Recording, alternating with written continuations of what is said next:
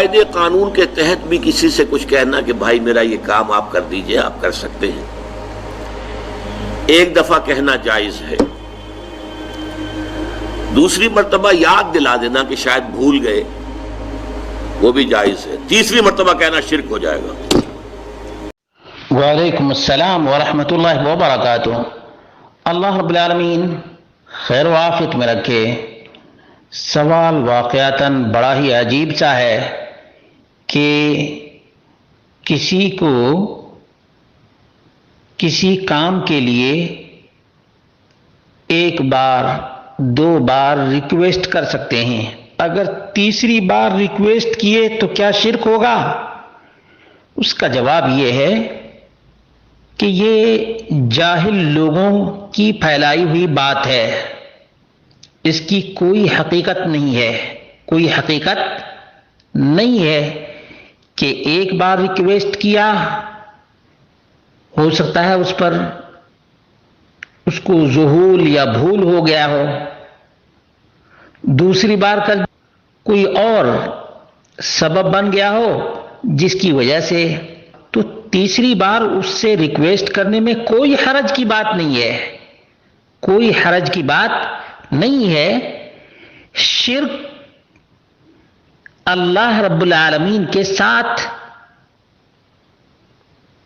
کسی کو کسی حق الہی میں شامل کرنے کا نام ہے۔ اب یہ آدمی زندہ ہے، زندہ آدمی سے ریکویسٹ کرنا، کوئی چیز طلب کرنا بالکل درست ہے۔ آدمی اپنے بھائی سے کوئی زندہ ہوتا ہے اور جب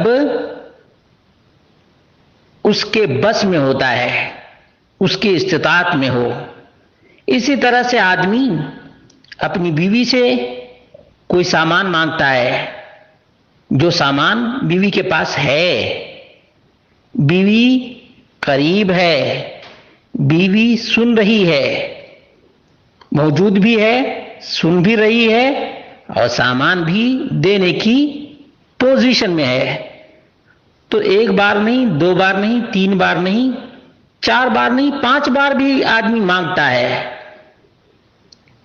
شرک اس صورت میں ہوتا ہے جب آدمی غیر موجود سے یاد رکھے گا، غیر موجود سے، جیسے کوئی مکہ میں ہے اور مانگتا ہے کس سے؟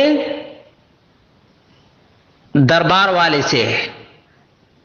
کسے مانگتا ہے؟ دربار والے سے، حجویری کو پکارتا ہے، تو یہ شرک ہے، کیونکہ حجویری موجود نہیں ہے،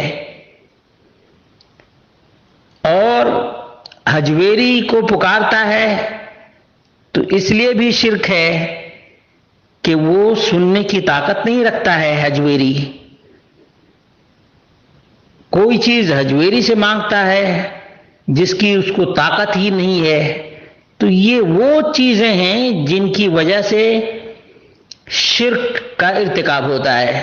لیکن کوئی آدمی موجود ہے، حاضر ہے، سن رہا ہے اور وہ کام کر سکتا ہے، تو اس کو 1 2 3 4 بار کہنے میں کون سی بات ہے؟ کہاں سے شرک آیا؟ جاہل جس کو نہ قرآن کا علم ہے، نہ عربی زبان کا علم ہے، نہ عقیدے کا علم ہے، بس بک بک بولنے کی عادت پڑ چکی ہے، اس کی وجہ سے لوگوں میں بہت مشہور، فیمس، بڑا علامہ بن گیا۔ اب ایک مسئلہ ایک آدمی کئی دفعہ پوچھتا ہے، اللہ رب العالمین نے فرمایا فَاسْأَلُوا أَهْلَ الذِّكْرِ، علم والے سے پوچھو۔ اب کتنے مرتبہ پوچھو؟ جب جب ضرورت ہو تب تب پوچھو۔ لا حول ولا قوت الا باللہ۔ یہ کتنی بڑی حماقت ہے۔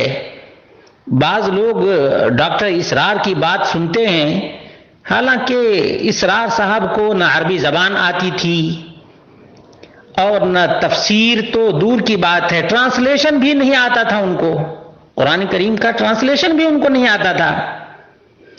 وہی کر سکتا ہے جس کو عربی زبان آئے۔ مثال کے طور پر انگلش آتی ہے، اب عربی بالکل نہ جانے کوئی اور بڑے مفسر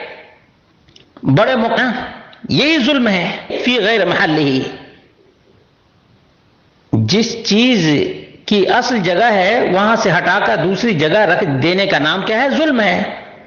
تو یہ ظلم ہمارے ہاں بالکل عام ہے، کوئی برودر کے نام پر، تو کوئی انجینئر کے نام پر، تو کوئی ڈاکٹر کے نام پر، تو کوئی بڑا علامہ بنا ہوا ہے، بغیر عربی زبان جانے ہوئے علامہ بنا ہوا ہے، بغیر عربی زبان جانے ہوئے مفسر قرآن، مترجم قرآن بنا ہوا ہے۔ تو یہ بڑا المیہ ہے، اس لیے اس بات کو سمجھنے کی کوشش کریں۔